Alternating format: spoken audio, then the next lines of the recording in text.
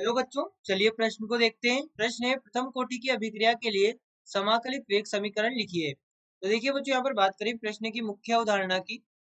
मुख्य अवधारणा, तो बच्चों हमारे पास में जो यहाँ पर प्रथम कोटि अभिक्रिया होती है, मान लीजिए कोई अभिक्रिया है ए से हम यहाँ पर हमारे पास में ए अभिकारक है, इससे उत्पाद प्राप्त होता है।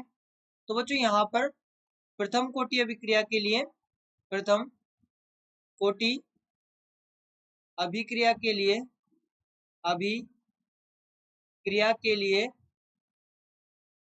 जो यहाँ पर हमारे पास में समय t पर अभिक्रिया का वेग होगा, वो यहाँ पर अभिकारक की जो सांद्रता है हमारे पास में उसके समानुपाती होगा।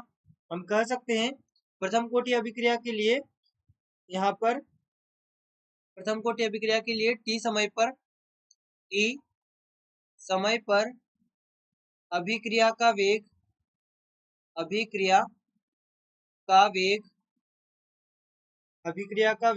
अभिकारक A के सांद्रण के समानुपाती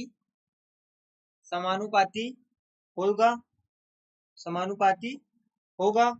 तो अब देखिए हमारे पास में अभिक्रिया का वेग हम कैसे लिखते हैं। हम अभिक्रिया का वेग लिखते हैं माइनस, यहाँ पर जब ए खत्म हो रहा है तो हम क्या लिखेंगे, माइनस, और डीए ये हमारे पास में हो गया अभिकारक की सांद्रता में होने वाला परिवर्तन, और dt यानी कि समय t पर होने वाला अभिकारक की सांद्रता में समय t पर होने वाला परिवर्तन, जो कि किसके समानुपाती है, अभिक्रिया ए के सांद्रण के। तो यहाँ पर ए का सांद्रण हम ए मान लेते हैं, यह इसके सांद्रण के समानुपाती है।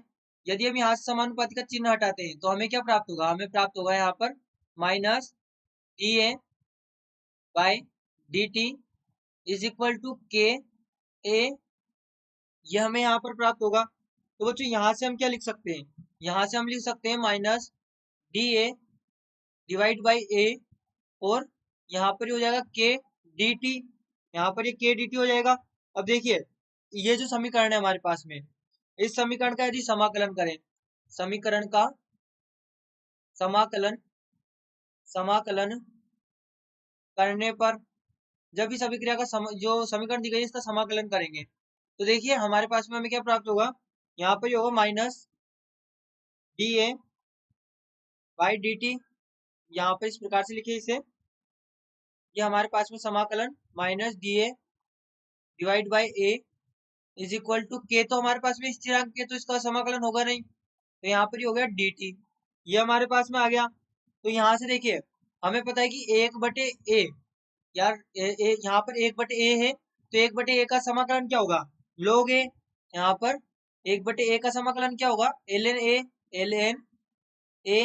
ये हमारे पास में इसका समाकलन होगा। और यहाँ से ये जो kt है, यहाँ पर ये k है, t का समाकलन t, और साथ में यहाँ पर कोई भी जो नियतांक होता है वो आ जाता है, तो यहाँ पर हम मान लेते हैं i आ गया। तो ये हमारे पास में एक समीकरण तैयार हो गई। अब बच्चों हम क्या करेंगे, यहाँ पर जो i है, i समाकलन स्थिरांक है, हमें पता है इसका मान प्रारंभिक सांद्रण की सहायता से हम ज्ञात कर सकते हैं। इसका जो मान है उसे हम प्रारंभिक सांद्रण की सहायता से ज्ञात कर सकते हैं। तो बच्चों यहाँ पर हम मान लेते हैं कि जो हमारे पास में यहाँ पर अभिक्रिया का प्रारंभिक सांद्रण है, अभिक्रिया का यहाँ पर अभिक्रिया का प्रारंभ में ए का सांद्रण ए नोट यदि मान लें, ए नोट है, तो हम क्या लिखेंगे, हम लिखेंगे कि t बराबर 0 पर, प्रारंभ कहाँ है ना, तो प्रारंभ में हम क्या लिखेंगे, t बराबर 0 पर a क्या था, a बराबर था a नोट के, तो यहाँ से देखिए ये हमारे पास में होगा, यहाँ पर हम लिख सकते हैं ये जो समीकरण है हमारे पास में माइनस ln a बराबर kt प्लस आई, यहाँ पर इसे लिखे माइनस ln a बराबर kt प्लस आई। अब t बराबर हम रख दे 0 और a बराबर a नोट रख दे, तो यहाँ पर होगा माइनस ln a नोट बराबर k गुणे 0 प्लस आई। तो यहाँ से हमें क्या प्राप्त हुआ, i बराबर हमें प्राप्त हुआ माइनस ln a नोट, ये हमें यहाँ पर i का मान प्राप्त हो गया। हमें यहाँ पर ही आई का मान प्राप्त हो गया। हमने कहा था कि हम आई जो कि समाकलन स्थिरांक है इसका मान ज्ञात कर सकते हैं प्रारंभिक सांद्रण से, तो हमने यहाँ पर इसका मान ज्ञात कर लिया। अब हम क्या करेंगे, हम इस मान को रखेंगे यहाँ पर, ये जो हमारे पास में समीकरण 1 हमने लिखी है इसमें हम इसका मान रखेंगे। तो देखिए हमें प्राप्त होगा यहाँ पर माइनस ln a बराबर kt, और अब इसका मान रख दे तो इसका मान क्या है माइनस ln, या फिर इसे इस प्रकार से पहले लिखे, ये हमारे पास में समीकरण है।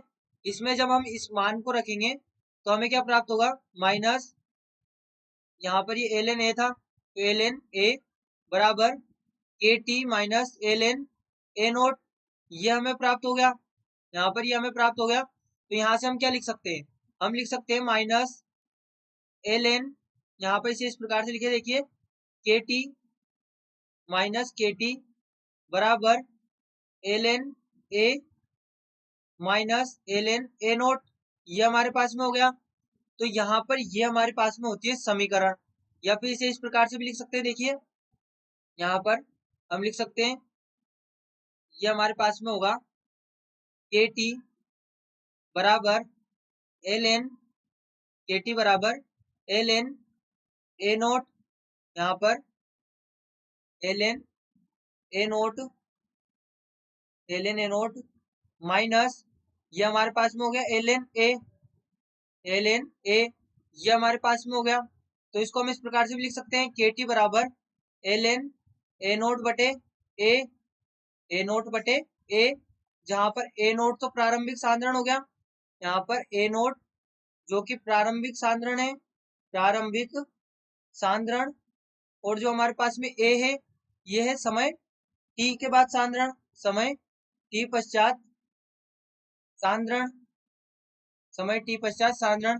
तो बच्चों ये हमारे पास में जो समाकलित वेग यहाँ पर जो प्रथम कोटि की अभिक्रिया है, प्रथम कोटि अभिक्रिया के लिए समाकलित वेग समीकरण होती है जो कि यहाँ पर ये है। तो बच्चों आशा करते हैं आपको प्रश्न समझ आया होगा। धन्यवाद।